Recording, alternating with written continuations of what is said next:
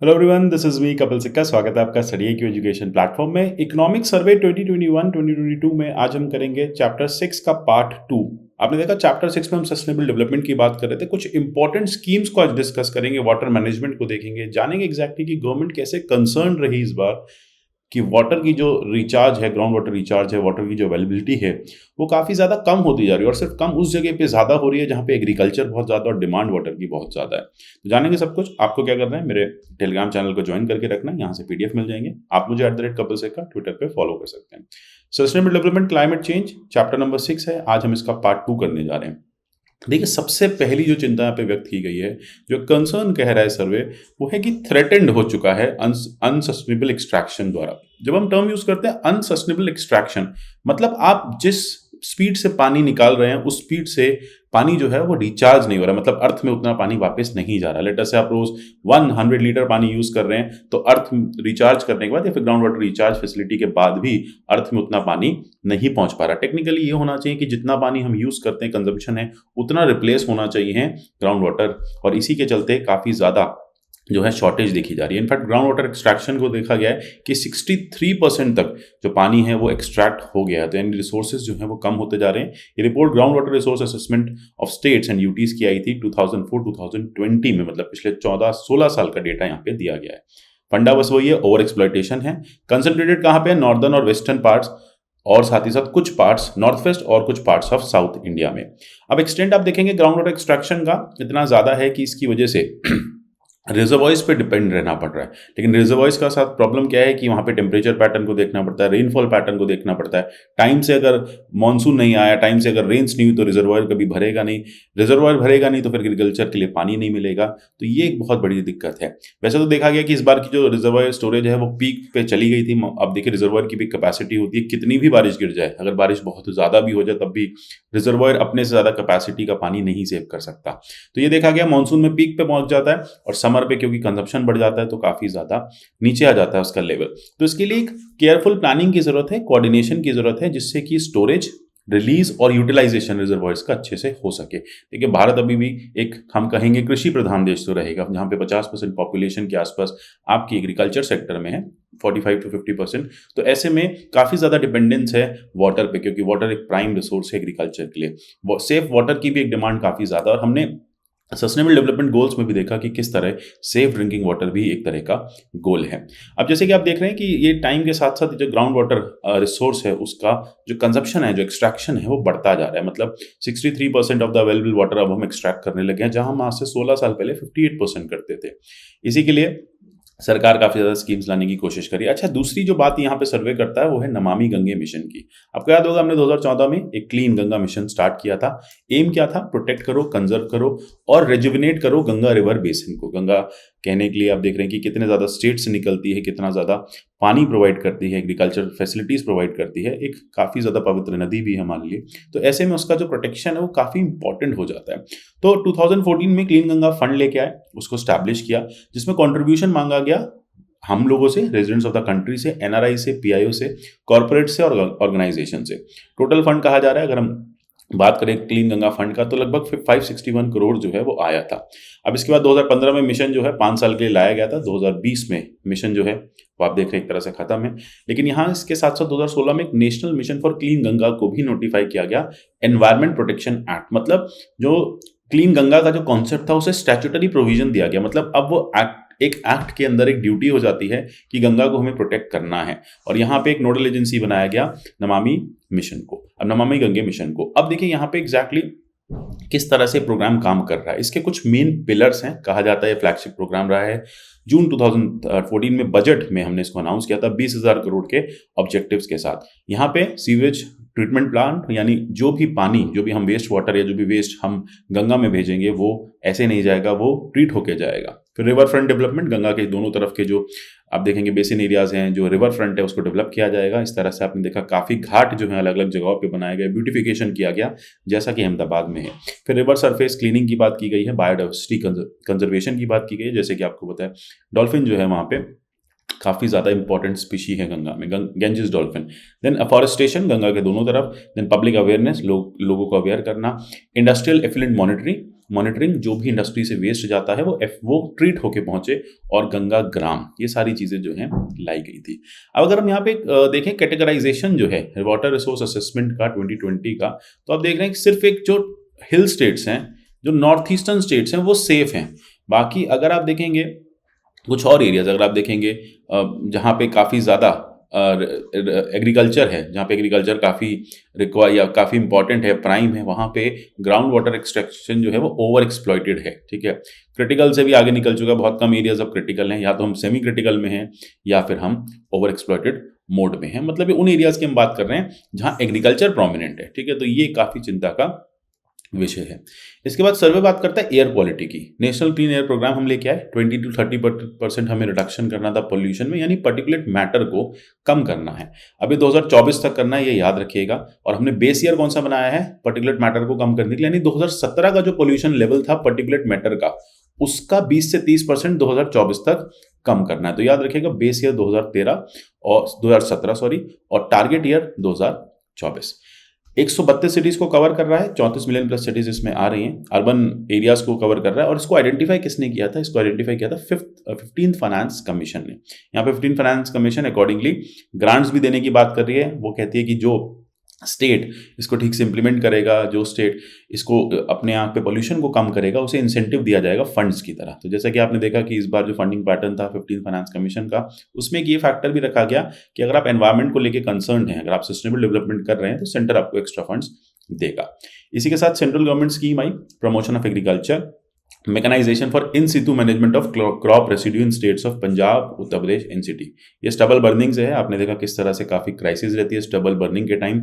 Winters के season में दिल्ली जो है चोक हो जाता है, कहा जाता है कि हरियाणा और पंजाब से पराली जलाने का कारण है। तो इसके लिए सेंट्रल गवर्नमेंट एक स्कीम लेके आई है, जिसमें तीनों स्टेट्स को मिला के बिठाया गया और बोला गया है कि हम इन सितु मैनेजमेंट करेंगे, मतलब जो फार्म है वहीं के वहीं स्टबल को हम खत्म करेंगे। उसके लिए हैप्पी सीडर तो काफी टाइम से गवर्नमेंट जो है प्रमोट कर रही है, और गवर्नमेंट जो है फंड दे रही है उस हैप्पी सीडर को। साथ ही साथ जो एग्रीकल्चर सेंटर्स हैं डिस्ट्रिक्ट वाइज, वहाँ पे मशीन्स रखी गई हैं जो रेंट पे दी जा सकें फार्मर्स को।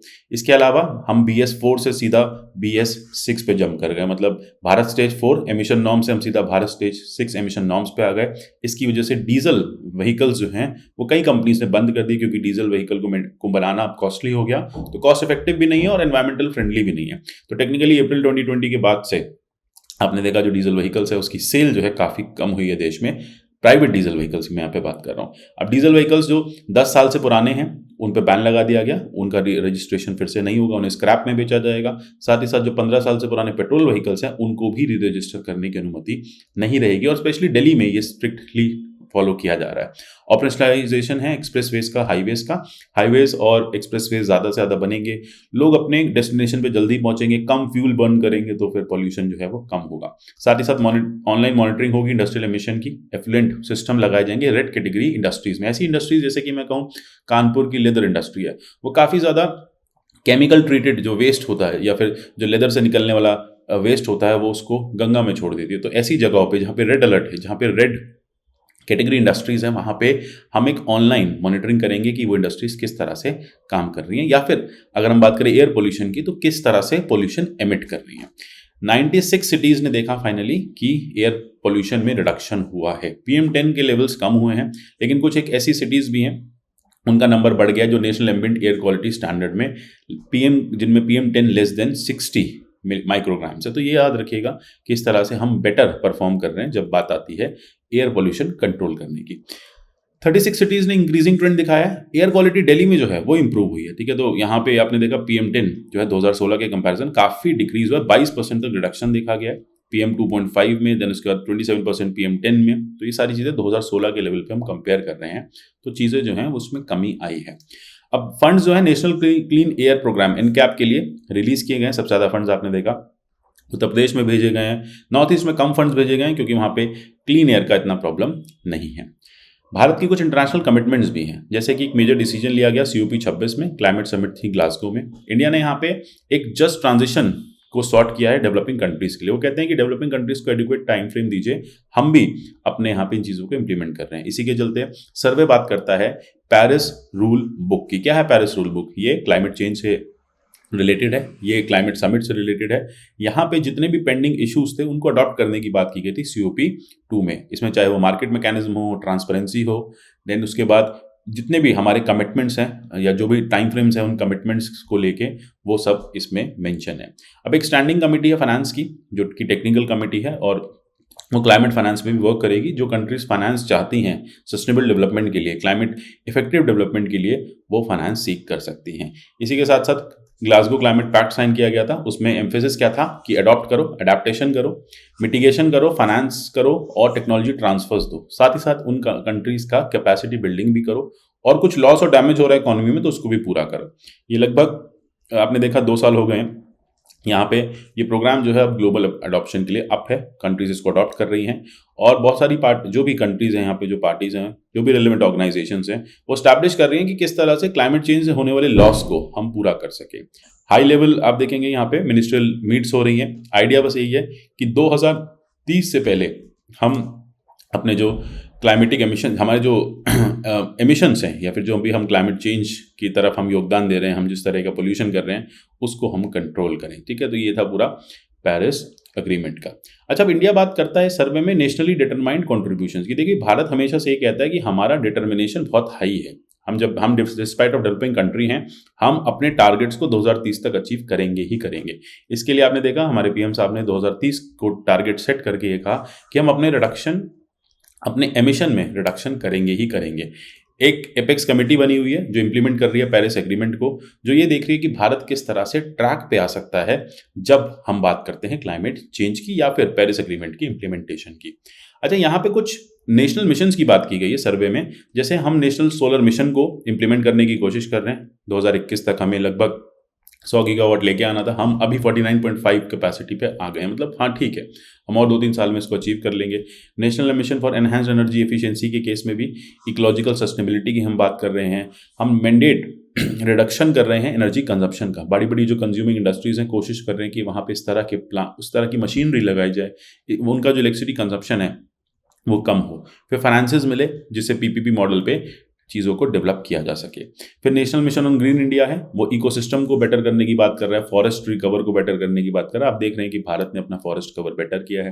देन उसके बाद national mission on sustainable habitat है, जो बात करता है कि जो हैबिटेट स्टैंडर्ड्स हैं सस्टेनेबल रहे। जैसे कि आप देखेंगे यहाँ पे अर्बन ट्रांसफॉर्मेशन हो, यूसेज ऑफ जो एनर्जी एफिशिएंट आप कहेंगे LEDs हैं, एनर्जी एफिशिएंट सर्विसेज हैं, वो बेटर हो। तो आइडिया बस यही है कि एनर्जी कंजर्वेशन करना है, और इससे जो लोड है, जो घरों में पहुंचने वाली बिजली है, फैक्ट्रीज में पहुंचने वाली बिजली है, उसका मैक्सिमम यूटिलाइजेशन किया जा सके, जिससे हम एक तरह से पावर कंजप्शन को कम करें या फिर पावर को बचाएं, सेव करें। क्योंकि देखिए, जितना हम एफिशिएंटली पावर कंज्यूम करेंगे उतना पावर प्रोडक्शन पे जो हमारा वो है क्या कहते हैं लोड है वो कम रहेगा, क्योंकि हम काफ़ी ज़्यादा पावर आज भी कोल बेस्ड पावर प्लांट से यूज़ करते हैं, तो वो भी एक पोल्यूशन का सोर्स माना जाता है। अब इसके अलावा आप देखेंगे नेशनल वाटर मिशन है, जो बात करता है कि मॉनिटर करो ग्राउंड वाटर का क्या हाल है, एक्यूफायर मैपिंग करो किस तरह से क्लीन होगा, कैपेसिटी बिल्डिंग करो, सिटीजन्स को बताओ कैसे वाटर कंजर्व करना चाहिए आपको, कैसे आपको जल बचाना है। इसी के साथ साथ अटेंशन होना चाहिए ओवर एक्सप्लॉइटेड एरियाज पे, जैसे कि पंजाब राजस्थान आपने देखा, और basin level integrated water resource management होना चाहिए। देन उसके बाद national mission for sustainable agriculture, वो बात करता है किस तरह से बदलते क्लाइमेट में हम एक सस्टेनेबल फूड का जो प्रोडक्शन है वो कर सकते हैं। इसके बाद यहाँ पे बात है कि national mission for sustaining Himalayan ecosystem, किस तरह से हम हिमालय की इकोसिस्टम को बचा सकते हैं, कैसे हम ऐसी पॉलिसीज को ला सकते हैं जिससे हमारा जो हिमालयन इकोलॉजी है वो प्रिजर्व्ड रहे, उसका जो स्टेटस है वो हेल्दी रहे, और क्लाइमेट चेंज का इम्पैक्ट आपको बहुत ज़्यादा हिमालय पे ना मिले। कि हिमालय पे अगर कोई भी क्लाइमेट चेंज होगा तो आपके यहाँ की जो सबसे बड़ी पेरिनियल रिवर्स हैं, ठीक है, जिसमें हम बात करेंगे रिवर गंगा की, जिसमें हम बात करेंगे पंजाब की रिवर्स की, सो अल्टीमेटली वो ड्रेन्ड ऑफ हो जाएंगी, और उससे फिर एक काफ़ी बड़ा लॉस ह्यूमैनिटी को या सिविलाइजेशन को दिखेगा। National mission on strategic knowledge for climate change की भी यहाँ पे बात की गई है। वो कहता है कि ये सब होगा कैसे, हमें एक R&D करना पड़ेगा, हमें रिसर्च डेवलपमेंट करना पड़ेगा, नॉलेज नेटवर्क डेवलप करने पड़ेंगे, इंस्टीट्यूशंस को कनेक्ट करना पड़ेगा, तभी वो इन चीज़ों को कर पाएंगे। साथ ही साथ आपने देखा सरकार किस तरह से फंड्स दे रही है जिससे क्लाइमेट चेंज का अडेप्टेशन किया जा सके। फंड्स इस तरह से यूज़ होंगे कि जो भी हम यहाँ पे इनिशिएटिव्स ले रहे हैं वो अल्टीमेटली क्लाइमेट सस्टेनेबल हो।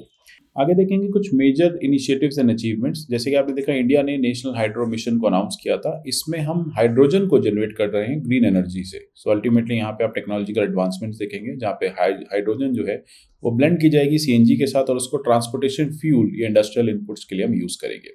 अपार्ट फ्रॉम दैट हमारे ऑनरेबल प्राइम मिनिस्टर ने 20% इथेनॉल ब्लेंडिंग की बात की है, जो कि हमारा पुराना टारगेट था 2030 का, उसको अब हम वापस ले आए हैं 2025 पे। मतलब अब हम 2025 तक 20% पेट्रोल की ब्लेंडिंग जो है वो अचीव कर लेंगे। ये एम्बिशियस टारगेट जो हमने 5 साल कम कर दिया है। अभी हम बात करें तो लगभग 8.5% इथेनॉल ब्लेंडिंग हो रही है और ट्रैक पे हम बहुत जल्द 20% के टारगेट को पूरा कर लेंगे। इनफैक्ट इसके लिए आपने देखा कि कंसिडरेबल इथेनॉल प्लांटेशन भी देश में हो गई है, अवेलेबिलिटी भी है। साथ ही साथ हमने इम्पोर्ट्स वगैरह देखने थे वो अब हमने करने कम कर दिए, क्योंकि जब आपकी इथेनॉल ब्लेंडिंग हो रही है तो ऑब्वियस सी बात है कि आपके अगर आप 100 या फिर मिलीलीटर पेट्रोल में अगर 20% ब्लेंडेड इथेनॉल है तो आपकी 20 ml की जो डिमांड है पर 100 ml वो कम हो गई। तो ये बहुत अच्छी बात है, इससे हमारे इंपोर्ट के बिल कम होंगे, एनर्जी सिक्योरिटी हमारी बढ़ रही है, कार्बन एमिशंस हमारे कम हो रहे हैं और गवर्नमेंट जो है वो एक्सपेक्ट कर रही है कि हम इस टारगेट को अचीव कर लेंगे। साथ ही साथ नेट जीरो कार्बन एमिशन जो है 2013 तक रेलवे ऐसा कह रही है कि हम अचीव कर लेंगे। प्राइमरली आप रेलवे में देख रहे हैं हमने रीजनरेटिव ब्रेकिंग का कॉन्सेप्ट जो है, हेड ऑन जनरेशन का कॉन्सेप्ट जो है वो स्टार्ट कर दिया है। अब ये रीजनरेटिव ब्रेकिंग क्या होती है? लेटेस्ट से जब भी कोई रेल इंजन आगे मूव करता है, जब भी वो ब्रेक अप्लाई करता है तो उससे एक हीट प्रोड्यूस होती है। उस हीट से जो हीट प्रोड्यूस होती है उसको एनर्जी में कन्वर्ट किया जाता है और वो रेलवे लाइन को सप्लाई की जाती है, जिससे पीछे आने वाली ट्रेन को एडिशनल सपोर्ट मिलता है इलेक्ट्रिसिटी का। तो इस तरह से रेलवे जो है वो जा रहा है अब इस तरह के कॉन्सेप्ट्स में। 100% इलेक्ट्रिफिकेशन के टारगेट को वो 2023 तक पूरा करने की बात कर रहा है। बात करेंगे विंड एनर्जी पॉलिसी की। विंड एनर्जी पॉलिसी आपने देखा किस तरह से गुजरात और तमिलनाडु के कोस्ट पे काफ़ी फेवरेबल है और हम इस तरह से इसको अचीव कर रहे हैं। कैपेसिटी हमारी अभी 4.25 गीगावाट की है। कोशिश हम कर रहे हैं कि हम इसको और ज़्यादा बढ़ाएं सोलर हाइब्रिड प्रोजेक्ट्स के साथ। भारत इंटरनेशनल सोलर अलायंस का एक फाउंडिंग मेंबर रहा है, तो आपने देखा Bharat one sun one world one grid के कॉन्सेप्ट को लेकर काफ़ी सीरियस है और हमने इस बारे में ग्लासगो समिट में चर्चा भी की थी।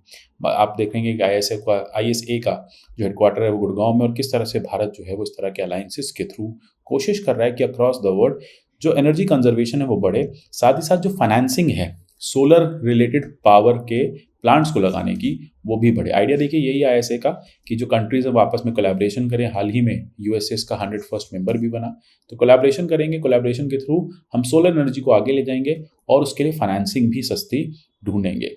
आगे यहाँ पे बात की जा रही है कि एक फाइनेंस जो है सस्टेनेबल डेवलपमेंट के लिए RBI भी अपनी तरफ से सेट कर रहा है एक नई यूनिट सस्टेनेबल फाइनेंस ग्रुप को with in its department of regulation. Idea क्या है? सस्टेनेबल फाइनेंस जो है वो बैंक्स प्रोवाइड कर सके। डिस्कशन पेपर एक कंसल्टेटिव चल रहा है। टास्क फोर्स जो है वो स्टैब्लिश की गई है department of economic affairs, ministry of finance में। आइडिया बस यही है कि सेंट्रल बैंक्स और सारे सुपरवाइजर नेटवर्क्स मिलके इस आइडिया को इम्प्लीमेंट करें। साथ ही साथ हम बात करेंगे liberalised external commercial borrowing norms की। अगर कोई भी कंपनी रिन्यूएबल एनर्जी के लिए पैसा बाहर से लेना चाहती है, एक्सटर्नल कमर्शियल बोरोइंग्स करना चाहती है, तो RBI उसके लिए लिबरल पॉलिसीज लेके आ रहा है। साथ ही साथ RBI कुछ बायलैटरल ग्लोबल इनिशिएटिव्स की भी बात कर रहा है। साथ ही साथ सेबी भी नए सस्टेनेबल रिपोर्टिंग रिक्वायरमेंट्स की बात कर रही है। कोई कंपनी अगर सेबी में रजिस्टर्ड है वो तो इस तरह के बेनिफिट्स ले सकती है।